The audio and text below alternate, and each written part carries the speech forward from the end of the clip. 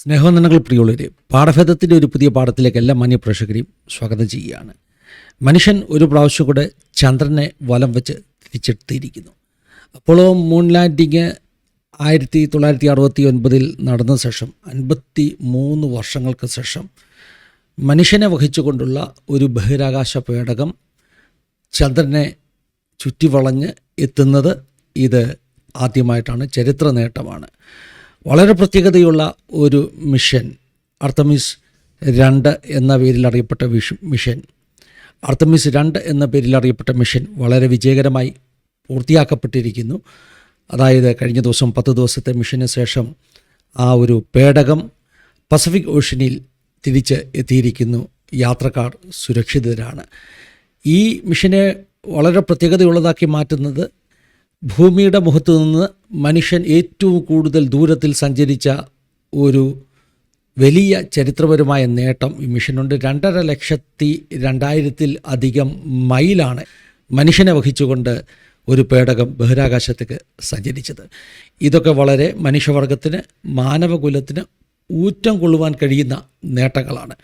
പക്ഷേ പാഠഭേദത്തിലൂടെ എനിക്ക് പ്രേക്ഷകരുമായിട്ട് പങ്കുവെക്കാനുള്ളത്, ഈ മിഷനിലും യേശുവിനെ ഉയർത്തുന്ന ചില സുവിശേഷകർ, ശരിക്കും സുവിശേഷകർ ഈ പേടകത്തിൽ ഉണ്ടായിരുന്നു. ഈസ്റ്റർ ദിവസം ഈ ബഹിരാകാശ പേടകത്തിൽ നിന്ന് അതിൻ്റെ പൈലറ്റ് തന്നെ, അദ്ദേഹം വിക്ടർ ഗ്ലോവർ എന്ന് പറയുന്ന ആ പേടകത്തിൻ്റെ പൈലറ്റ്, അമേരിക്കൻ നാവികസേനയുടെ ഒരു പൈലറ്റൊക്കെ ആയിരുന്നു അദ്ദേഹം. പല ബഹിരാകാശ ദൗത്യങ്ങളിലും പങ്കുവഹിച്ച ആളാണ്. അദ്ദേഹം നടത്തിയ ഒരു ക്രിസ്തീയ സന്ദേശം വളരെ പ്രചാരത്തിൽ, അല്ലെങ്കിൽ വളരെ വൈറലാകുവാൻ ഇടയായിത്തീർന്നു. അതേ വിക്ടർ ഗ്ലോവറിനെ കുറിച്ച് കുറച്ച് കാര്യങ്ങൾ ആസാദിയുടെ പ്രേക്ഷകർക്ക് പരിചയപ്പെടുത്തുവാനാണ് ഈ പാഠഭേദം ഞാൻ ഉപയോഗിക്കുന്നത്. പ്രത്യേകിച്ച് കഴിഞ്ഞ പ്രാവശ്യം സുനിത വില്യംസ് ബഹിരാകാശത്ത് കുടുങ്ങിക്കിടന്ന ആ സംഭവത്തിന് ശേഷം ബുച്ച് വിൽമോർ അദ്ദേഹം നടത്തിയ ആ വിശ്വാസ പ്രഖ്യാപനങ്ങളൊക്കെ ലോകം മുഴുവൻ ക്രിസ്തീയ വിശ്വാസത്തെക്കുറിച്ച് ഒരു വലിയ മതിപ്പുളവാക്കുന്ന, ഒരു വലിയ ഒരു ക്രൈസ്തവ വിശ്വാസത്തിൻ്റെ ഔന്നത്യം വിളിച്ചു പറയുന്ന ചില വാക്കുകളായിരുന്നു. അത് നമ്മളൊക്കെ ചർച്ച ചെയ്തതാണ്. ഈ പ്രാവശ്യം ലോക ചരിത്രത്തിൽ, മനുഷ്യകുലത്തിൻ്റെ ചരിത്രത്തിൽ ഏറ്റവും വലിയ നേട്ടമാകുന്ന ഈ പറഞ്ഞ ഒരു മൂൺ മിഷൻ 53 വർഷങ്ങൾക്ക് ശേഷം പിന്നെയും വിജയകരമായി പൂർത്തിയാക്കിയപ്പോൾ ആ മൂൺ മിഷൻ്റെ പൈലറ്റ്, അതായത് വിക്ടർ ഗ്ലോവർ എന്ന് പറയുന്ന അമേരിക്കയിലെ ടെക്സാസുകാരൻ, അദ്ദേഹത്തിൻ്റെ വിശ്വാസ പ്രഖ്യാപനം നടത്തി. അപ്പോൾ തന്നെ നമുക്കൊക്കെ കൗതുകമുണ്ടായി, ആരാണ് ഈ മനുഷ്യൻ, എന്താണ് അദ്ദേഹത്തിൻ്റെ പശ്ചാത്തലം. അദ്ദേഹം പറഞ്ഞ 1-2 പ്രസ്താവനകൾ പ്രേക്ഷകരുമായി പരിചയപ്പെടുത്തിയ ശേഷം മാത്രമേ അദ്ദേഹത്തെക്കുറിച്ച് പറയുന്നതിൽ ഒരു അർത്ഥവ്യാപ്തിയുള്ളൂ. ആദ്യമായി അദ്ദേഹത്തിൻ്റെ വളരെ പ്രസിദ്ധമാകുന്ന ഒരു കൊട്ടേഷനാണ്, "there is no atheist in foxhole." അതുപോലെ തന്നെ ഒരു റോക്കറ്റിൻ്റെ അകത്തും എയ്ത്തിസ്റ്റ് ഉണ്ടാകുകയില്ല എന്ന്. ഫോക്സ് ഹോൾ എന്ന് പറഞ്ഞാൽ അതൊരു പ്രയോഗമാണ്. ഫോക്സ് ഹോൾ ഈ കുറുക്കൻ്റെ മാളമെന്ന് തർജ്ജമ ചെയ്യാം. പക്ഷേ അതിനൊരു സൈനിക അർത്ഥമുണ്ട്. അതായത് വലിയ ഈ അറ്റാക്കൊക്കെ ഉണ്ടാകുമ്പോൾ ഈ കരസേന സൈനികർ മാളമുണ്ടാക്കി, 3-4 പേർക്ക് ഒതുങ്ങിയിരിക്കാൻ കഴിയുന്ന മാളമുണ്ടാക്കി അതിനകത്ത് ഒളിച്ചിരിക്കുന്ന ഒരു രീതിയുണ്ട് സുരക്ഷയ്ക്ക് വേണ്ടി. അതിന് പറയുന്ന പേരാണ് ഫോക്സ് ഹോൾ. അപ്പോൾ വളരെ ക്രൂഷ്യലായ സമയമാണ് ഈ ഫോക്സ് ഹോളിൽ ഇരിക്കുന്നത്. പുറത്ത് ബോംബ് വീണിരിക്കാം, പുറത്ത് ഇങ്ങനെ പീരങ്കി വെടികൾ തുരുതുരെ പായുന്നുണ്ടാകാം. അപ്പോൾ വളരെയധികം ഭയത്തോടുകൂടെ ഈ ഫോക്സ് ഹോളിൽ ഇരിക്കുന്ന സൈനികരുടെ ഇടയിൽ എയ്ത്തിസ്റ്റുകൾ ഉണ്ടാകുകയില്ല എന്ന് പണ്ടേ ഒരു സൈനിക പ്രയോഗമുണ്ട്. എന്ന് പറഞ്ഞാൽ ആരും ദൈവത്തെ വിളിച്ചു പോകും. അതുപോലെ തന്നെ ഈ പറഞ്ഞ വിക്ടർ ഗ്ലോവർ പറഞ്ഞതാണ്, ഫോക്സ് ഹോളിൽ മാത്രമല്ല, റോക്കറ്റിൻ്റെ അകത്തിരിക്കുന്ന ആ ഒരു ആസ്ട്രോനോട്ട്സ്, അവരുടെ ഇടയിലും എയ്ത്തിസ്റ്റുകൾ ഉണ്ടാകുകയില്ല. ഇത് വളരെ പ്രസക്തമാണ് ഈ ഒരു വാചകം. അവസാനം ഞാൻ എയ്ത്തിസത്തെക്കുറിച്ച്, അദ്ദേഹം പറഞ്ഞ വാചകത്തെക്കുറിച്ച് ഒരു വിശകലനം കൂടെ നടത്താം. ആരാണ് വിക്ടർ ഗ്ലോവർ എന്ന ചോദ്യം. അദ്ദേഹം ചർച്ച് ഓഫ് ക്രൈസ്റ്റ് എന്ന് പറയുന്ന ഒരു അമേരിക്കൻ ഓർഗനൈസേഷൻ്റെ അംഗമാണ്. ഏതാണ്ട് 1 മില്യണോളം ആളുകൾ അമേരിക്കയിൽ തന്നെ ചർച്ച് ഓഫ് ക്രൈസ്റ്റിൻ്റെ അംഗങ്ങളായിട്ടുണ്ട്. ചർച്ച് ഓഫ് ക്രൈസ്റ്റ് എന്ന് പറയുമ്പോൾ നാം മനസ്സിലാക്കണം, അത് വളരെയധികം കൺസർവേറ്റീവായിട്ടുള്ള ഒരു വിശ്വാസ പ്രമാണമൊക്കെയുള്ള ഒരു കൂട്ടമാണ്. പെന്റിക്കോസ്റ്റൽ ചർച്ച് ആണെന്ന് നമുക്ക് പറയാൻ കഴിയുകയില്ല. കാരണം പെന്റിക്കോസ്റ്റുകാർ സാധാരണ ചെയ്യുന്നത് പോലെ ഈ അന്യഭാഷയോ പരിശുദ്ധാത്മാവിൻ്റെ കൃപാവരങ്ങളോ അങ്ങനെ ഓപ്പറേറ്റ് ചെയ്യുന്നൊരു സഭയല്ല ചർച്ച് ഓഫ് ക്രൈസ്റ്റ്. ട്രിനിറ്റേറിയൻ വിശ്വാസമാണ് ഈ പറഞ്ഞ ഈ വിക്ടർ ഗ്ലോവർ പോകുന്ന അല്ലെങ്കിൽ അദ്ദേഹം പങ്കെടുക്കുന്ന, അദ്ദേഹം ശുശ്രൂഷിക്കുന്ന സഭയെന്ന് പറയാം. ഞാൻ പറഞ്ഞല്ലോ, അദ്ദേഹം ഒരു സുവിശേഷകൻ എന്ന് വിളിക്കുവാൻ യോഗ്യതയുള്ള ആളാണ്. ഈ ചർച്ച് ഒരു ട്രിനിറ്റേറിയൻ ചർച്ചാണ്, എന്നാൽ വളരെ കൺസർവേറ്റീവായിട്ടുള്ള ചർച്ചാണ്. ഒരു ചെറിയ ഉദാഹരണം പറഞ്ഞാൽ, അവരുടെ ചർച്ചുകളിൽ മ്യൂസിക് ഇൻസ്ട്രുമെൻറ്റ്സ് അവർ ഉപയോഗിക്കത്തില്ല. നമ്മൾ ഈ ഇൻസ്ട്രുമെൻറ്റ്സ് ഉപയോഗിച്ച് പാടുന്ന പോലെ അവർ ഉപയോഗിക്കത്തില്ല. മറിച്ച് വോക്കൽസ് മാത്രം, അക്കാപ്പല്ലെ എന്ന് പറയും, അതായത് ശബ്ദം മാത്രം ഉപയോഗിച്ച് ദൈവത്തെ സ്തുതിക്കണം എന്ന് നിഷ്കർഷിക്കുന്ന ഒരു സഭയാണ് ഈ പറഞ്ഞ ചർച്ച് ഓഫ് ക്രൈസ്റ്റ്, ഈ വിക്ടർ ഗ്ലോവർ അംഗമായിരിക്കുന്ന സഭ എന്ന് പറയുന്നത്. അദ്ദേഹം ആ സഭയുടെ ഒരു സൺഡേ സ്കൂൾ അധ്യാപകനാണ്. മാത്രമല്ല ഒരു ബൈബിൾ സ്റ്റഡി ഗ്രൂപ്പ് നയിക്കുന്ന ബൈബിൾ സ്റ്റഡി ഗ്രൂപ്പിൻ്റെ ലീഡറാണ്.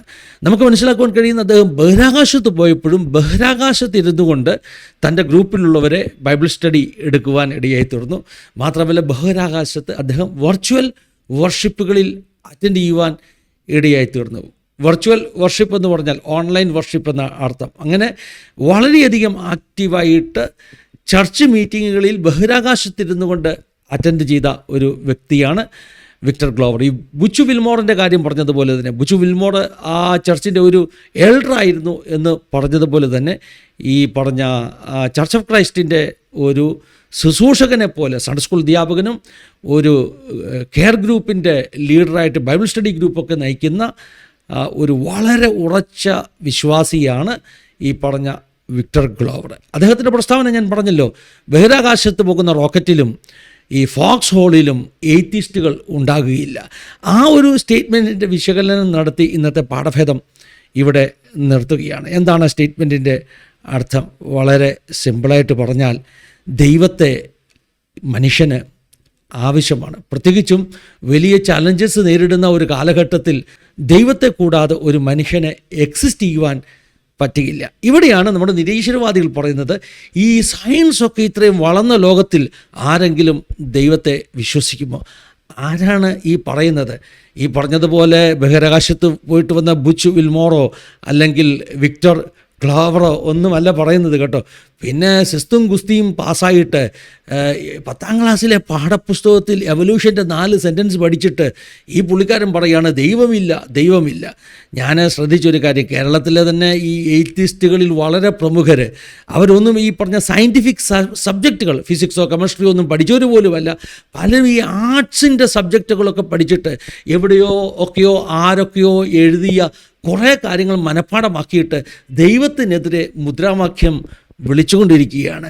അങ്ങനെ ഒരു കാലഘട്ടത്തിലാണ് വിക്ടർ ഗ്ലോവറിനെ പോലെയുള്ള ആളുകളുടെ പ്രഖ്യാപനങ്ങൾക്ക് വലിയ അർത്ഥമുണ്ടാക്കുന്നത്, വലിയ പ്രസക്തി ഉണ്ടാക്കുന്നത്.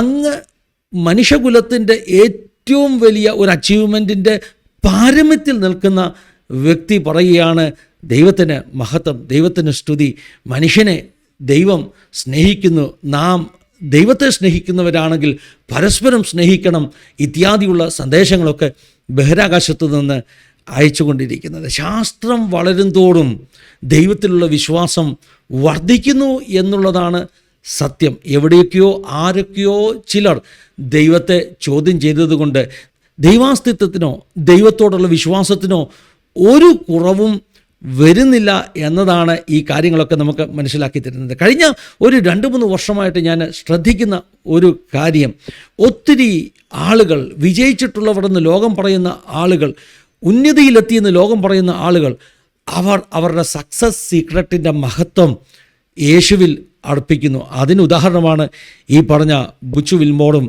ഈ വിക്ടർ ഗ്ലോവറും. കഴിഞ്ഞ ദിവസം ഇറാനിൽ അപകടത്തിൽപ്പെട്ട ആ പൈലറ്റ്, രക്ഷപ്പെട്ട ആ പൈലറ്റ്, ഗോഡ് ഈസ് ഗുഡ് എന്ന് പറഞ്ഞ ആ പൈലറ്റും, പിന്നെ അതുപോലെ ചാർലി കിർക്കും ജെമിമ റോഡ്രിഗസും, അതുപോലെ തന്നെ നമ്മുടെ കൊച്ചു കേരളത്തിലെ സഞ്ജു സാംസൺ ദൈവത്തിന് മഹത്വം കൊടുത്തതുപോലെ ഇതൊരു ഒരു ട്രെൻഡായി വളർന്നു വന്നിരിക്കുകയാണ്. പ്രമുഖരൊക്കെ പറയുന്നു, ഞങ്ങൾ യേശുവിൽ വിശ്വസിക്കുന്നു, യേശുവാണ് ഞങ്ങളുടെ വിജയത്തിൻ്റെ രഹസ്യം എന്ന് പറഞ്ഞാൽ, there is no atheist in Foxhole. And I want to say, there is no atheist in a rocket. ഒരു റോക്കറ്റിലും ഒരു ഫോക്സ് ഹോളിലും എയ്ത്തിസ്റ്റിനെ കാണാൻ കിട്ടുകയില്ല. കാരണം അങ്ങനെയുള്ള രംഗങ്ങളിലുള്ളവർ അവർ ദൈവത്തെ അറിഞ്ഞവരാണ്, അനുഭവിക്കുന്നവരാണ്. ദൈവം അവർക്ക് ഒത്തിരി ആവശ്യമാണ് എന്ന് പറഞ്ഞുകൊണ്ട് ഈ പാഠഭേദം ഇവിടെ നിർത്തുകയാണ്. ദൈവം എല്ലാവരെയും സഹായിക്കട്ടെ, അനുഗ്രഹിക്കട്ടെ. God bless you all. Have A wonderful time.